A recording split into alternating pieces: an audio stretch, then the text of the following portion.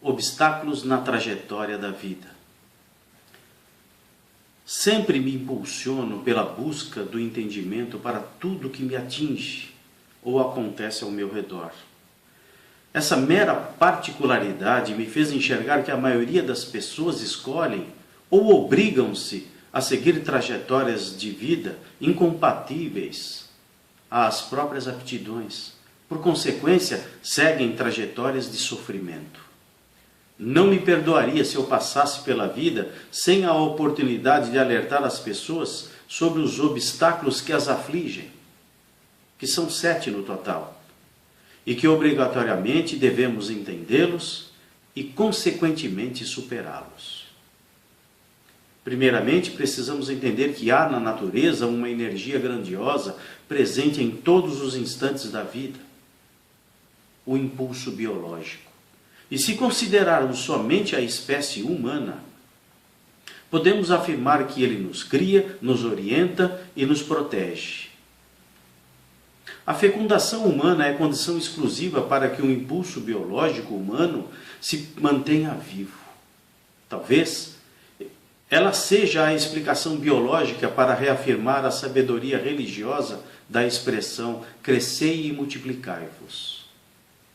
No entanto, ela nos impõe o primeiro grande obstáculo, pois as células sexuais, na busca pela criação da vida humana, até o momento da fecundação, devem superar os obstáculos impostos pela própria natureza humana.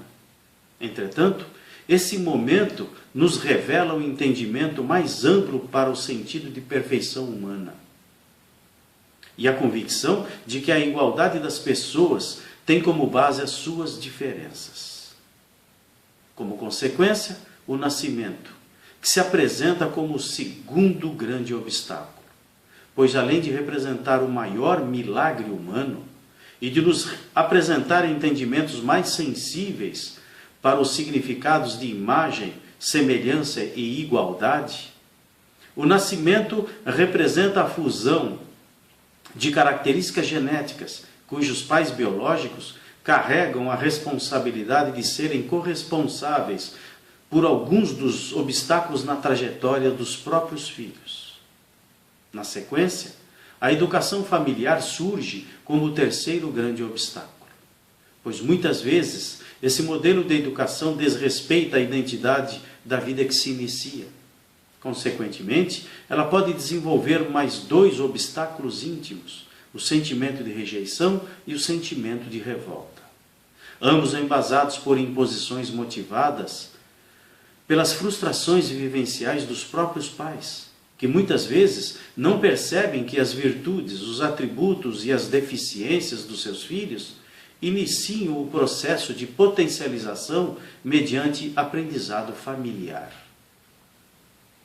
Este é o momento para lembrarmos dos efeitos quase sempre desastrosos da nossa realidade educacional familiar.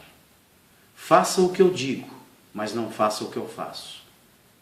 Entretanto, não devemos julgar nossos pais, pois na maioria das vezes eles também são vítimas da própria trajetória de vida. Nesse sentido, devemos ter consciência de que a busca pela superação dos nossos obstáculos representará a suavização dos obstáculos dos nossos pais e, consequentemente, a sensível diminuição dos obstáculos para os nossos filhos. E assim sucessivamente. Num determinado momento, a sociedade se apresentará como o 4º grande obstáculo, pois ela quase sempre tende a nos direcionar para um caminho de contradições e incertezas. E somente a disciplina pela busca do autoconhecimento fará com que compreendamos que as nossas fragilidades são os nossos maiores obstáculos e que o exercício das nossas aptidões nos despertam mais frequentemente para a tão sonhada felicidade. Quanto mais nos conhecermos, mais entenderemos que a sociedade sofre de uma doença crônica, que a estimula a autoignorância existencial, independentemente de fatores culturais ou econômicos, e que nos demonstra a existência de um grande abismo entre o verdadeiro sentido e alcance da cultura e o da sabedoria. Por outro lado, o autoconhecimento nos concede o privilégio contraditório de sermos conscientes prisioneiros de nós mesmos. Pois na maioria das vezes, visualizamos a verdade daqueles com quem nos relacionamos e muitas vezes nos decepcionamos intimamente. Numa análise mais profunda, observaremos que o comportamento humano possui as características de um furacão, razão de iniciarmos o desenvolvimento da teoria do furacão, cujo olho do furacão equivale à verdade da nossa personalidade, que é uma personalidade central, e cujo movimento periférico representa o disfarce essencial dessa personalidade, que muitas vezes representa o oposto da personalidade central, e que o utilizamos como meio de sobrevivência. Pois muitas vezes a verdade da nossa personalidade poderá não ser aceita no meio social a que pertencemos. A exaustiva prática pela busca da aceitação social e o esquecimento do nosso verdadeiro eu fazem com que deixemos de observar que a vida nos exige apenas um único comportamento: obediência ao equilíbrio. Esse é o princípio fundamental da vida, cuja desobediência nos direciona ao quinto grande obstáculo, pois ele nos deixa insensíveis diante do entendimento das coisas simples e íntimas da nossa vida. Como exemplos, que a alegria, entendida como expressão da felicidade, desperta-nos o sentimento altruísta, de dedicação ao próximo. Que a alegria, entendida como expressão do prazer, desperta-nos o sentimento egoísta. Que as nossas fragilidades nos direcionam ao encontro íntimo do catastrófico desprazer. Que a infelicidade, ao contrário do que se pensa, é o sentimento da reflexão e do crescimento individual. Que a verdade da nossa personalidade sempre se revela nos pequenos detalhes. Que a nossa companhia de trajetória de vida nos é revelada por um elemento intrínseco. Está dentro de nós. Que a genialidade é uma via de mão dupla em sentidos opostos. Que a paixão é uma doença que se alimenta da fragilidade humana e que pode desenvolver reações psicofísicas.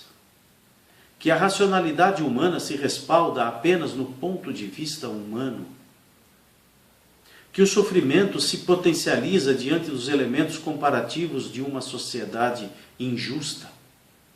Que a educação, entendida como relacionamento social, apresenta-nos a hipocrisia necessária.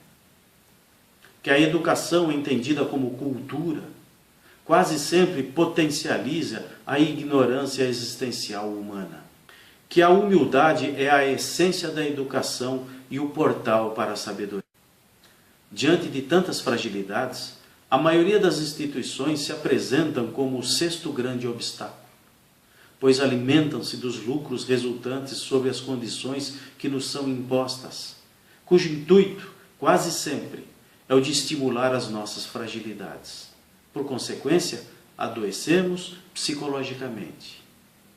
E amortecemos a própria capacidade de observar as coisas importantes do contexto social.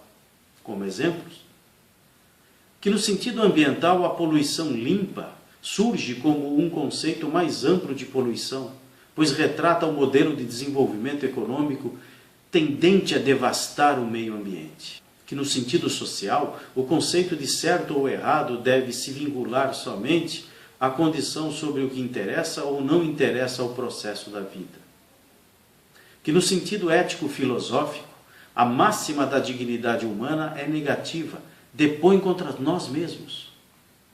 E não nos permite atos de absoluta covardia existencial, como o direito ao silêncio ou o direito de não constituirmos provas contra nós mesmos.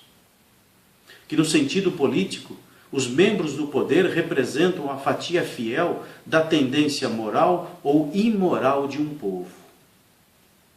Que no sentido jurídico, surgem diversas aberrações normativo-infundamentais, que que estimulam a desigualdade social via privilégios aos oportunistas do poder e que devem ser consideradas nulas de pleno direito.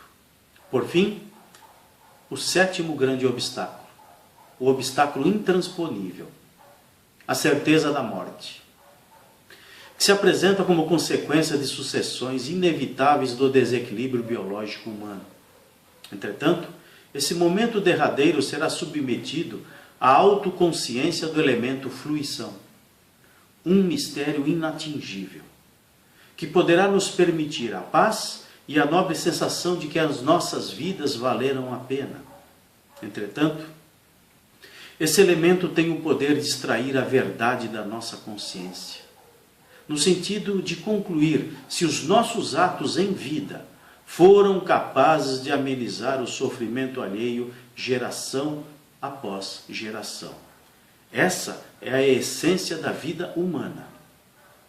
Caso contrário, sentiremos apenas o vazio da própria existência, diante do rigoroso sopro da vida. O que vem depois? Ninguém sabe. Até a próxima.